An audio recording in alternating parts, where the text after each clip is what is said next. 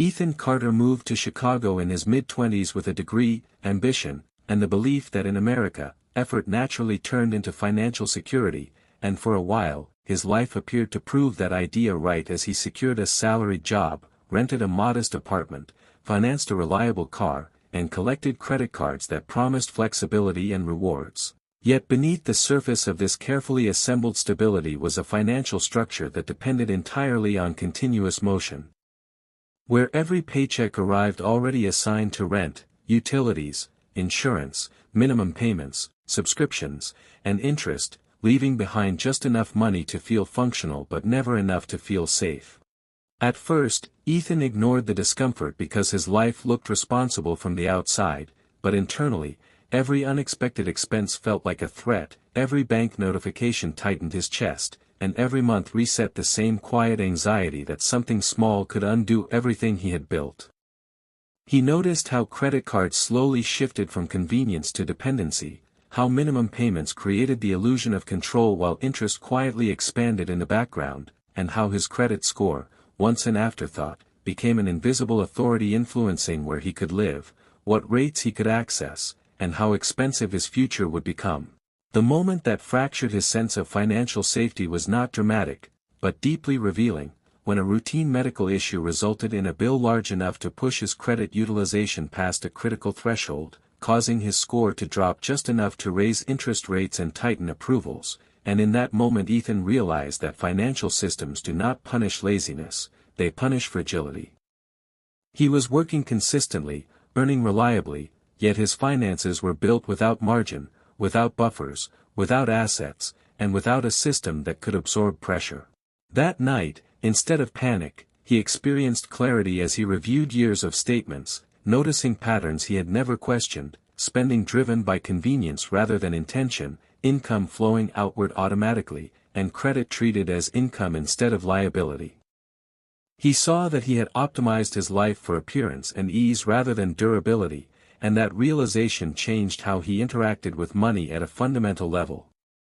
Ethan stopped treating finance as background noise and began approaching it as a skill, separating emotion from decisions, reducing consumption without deprivation, and restructuring his cash flow so money moved with purpose instead of habit. He attacked high-interest debt methodically, not emotionally, understanding that interest was not punishment but a fee for disorganization, and as balances declined, something unfamiliar appeared: control. Improving his credit score became a strategic objective rather than a vanity metric, because he understood that credit in America is not about spending power, but borrowing efficiency, opportunity access, and future cost reduction. He automated discipline through scheduled payments, capped utilization intentionally, and closed accounts that existed only to support a lifestyle narrative rather than a financial one. With stability slowly returning, Ethan redirected attention toward income structure, realizing that salary alone created a ceiling and that time-based income was inherently fragile. He invested evenings into building a skill that translated into problem-solving rather than labor, offering services that produced value independent of hours, and when the first payment arrived, small but earned outside his primary job, it represented something larger than money: it represented leverage.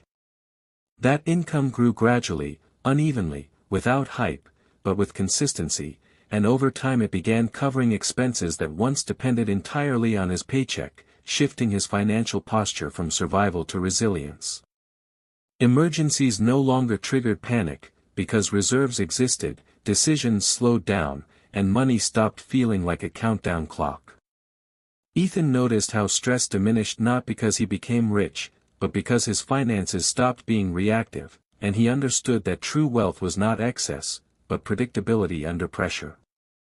His relationship with credit evolved from fear to utility, from dependency to strategy, and eventually from necessity to option, and with that evolution came a quiet confidence that could not be purchased or displayed. Life did not become luxurious, but it became breathable, choices expanded subtly, time regained weight, and the constant background tension dissolved into awareness instead of anxiety. Ethan realized that America does not reward motion, it rewards structure, and that financial success is rarely the result of intensity, but the outcome of alignment between income, behavior, and long-term design. His journey was not visible to outsiders, but internally it reshaped how he measured success, no longer through consumption or status, but through stability, optionality, and control,